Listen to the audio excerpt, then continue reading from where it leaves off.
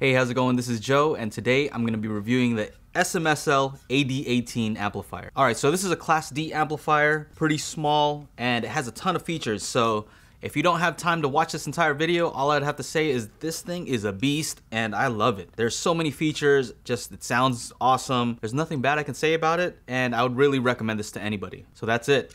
So let me go into more detail about what this does. First off, S.M.S.L claims that this is 80 watts per channel, and I wouldn't doubt that. So just to be clear, it does say 80 watts per channel into 4 ohms. So if you're not using a 4 ohm speaker, then it's not 80 watts per channel. Typically, if you're using a speaker that's double the resistance, so 8 ohms instead of 4 ohms, then you cut that wattage in half. That's just a rough estimate. So let's just say if you're using an 8 ohm amplifier, expect around 40 watts per channel on this. This thing was able to play my ELAC UB5s, which are notoriously hard to drive because they're 4 ohm speakers. It was able to drive those really well, really loud, as good as any receiver or any other amplifier that I have around here. So that's saying a lot. Those speakers are really hard to drive. From what I've read, Class D likes low resistance speakers. Unlike some other amplifiers that are Class AB, which sometimes do not like low resistance because that requires a high current, Class D is different.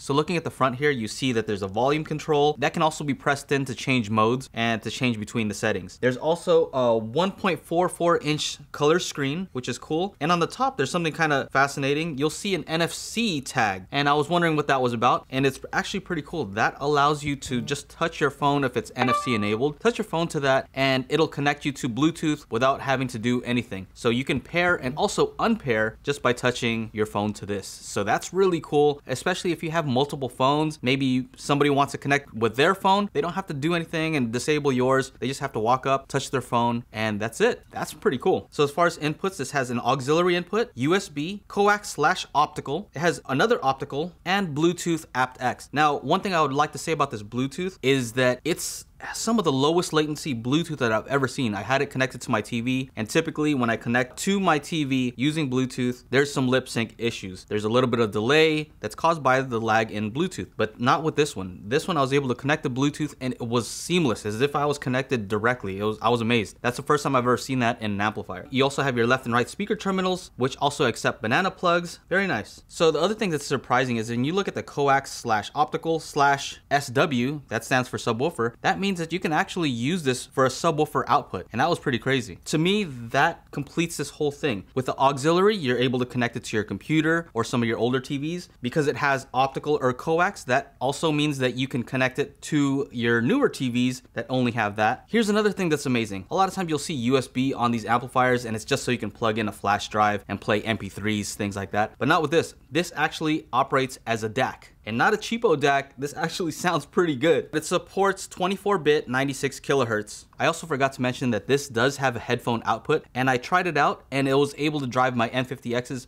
with no problem. I was able to turn it up more than loud enough and it sounded nice and clear. And with the headphones, I tested the difference between using Bluetooth, connecting it using an analog cable, and using the DAC, and the DAC definitely sounded the best. The one thing I would say is that you do have to switch manually between the speakers and the headphones. It would have been cool if it would have done that automatically. This also comes with a remote control. There's nothing that you can do on here that you can't do with the remote also. But I would say that the remote is the weak point on this. It just feels a little bit cheap, and there's a A, B, and C, and B and C don't actually do anything. If you accidentally press B or C, then it'll make all the buttons not work, so you have to make sure to go back and press A in order for all the buttons to work.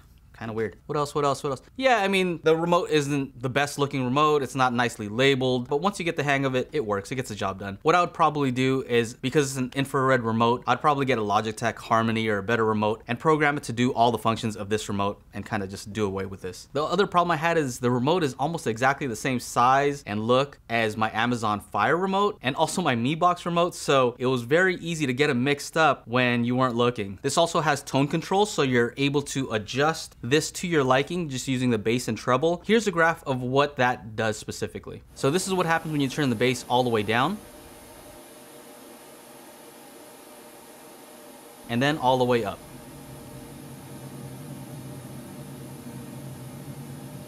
Same thing with the treble, all the way down and then all the way up. So that gives you a little bit more refinement there. If you have some speakers that are a little bit bright, you can see that it changes the treble around the 1 kilohertz range, which is appropriate. That's probably a good place for it to adjust the treble. It also has some built-in EQ, so there's flat, there's something called SDB, which is proprietary to them. I'm assuming that that's some kind of dynamic adjustment. I'm not sure exactly because they don't say too much on their website about it. All it says here on their Amazon is it's a patented SDB sound and plus and minus 8 level treble and bass adjustment. Okay. So as far as these different EQ settings, what I did was I used my calibrated mic to take some measurements to see what these are actually doing. So take a look here and notice what it's doing to the bass, the mid-range, and the treble.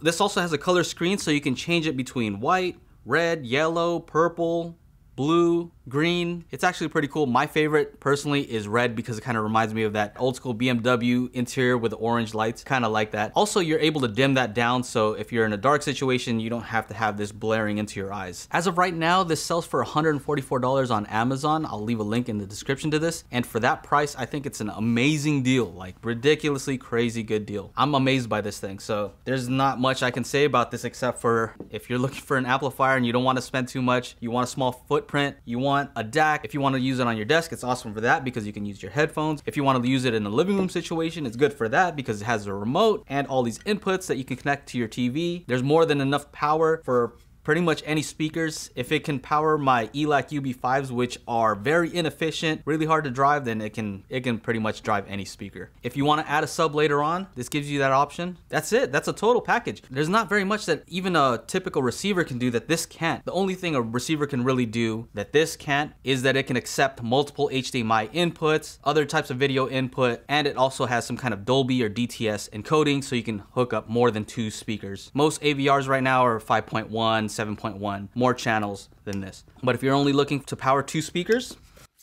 this is it. This is it. So that's pretty much it for this review. If you liked it, make sure to like, subscribe, you know what to do. And I also have a Patreon page. I'll leave a link right here. It's patreon.com/JoeAndTell. I have a lot of exclusive content on there. So if you like what I'm producing here, just know that I am trying my best to provide as much value to my Patreon supporters as possible. Go ahead and check that out and see if there's anything there that you find valuable. Anyway, till next time, I'll see you. Take care. Bye-bye.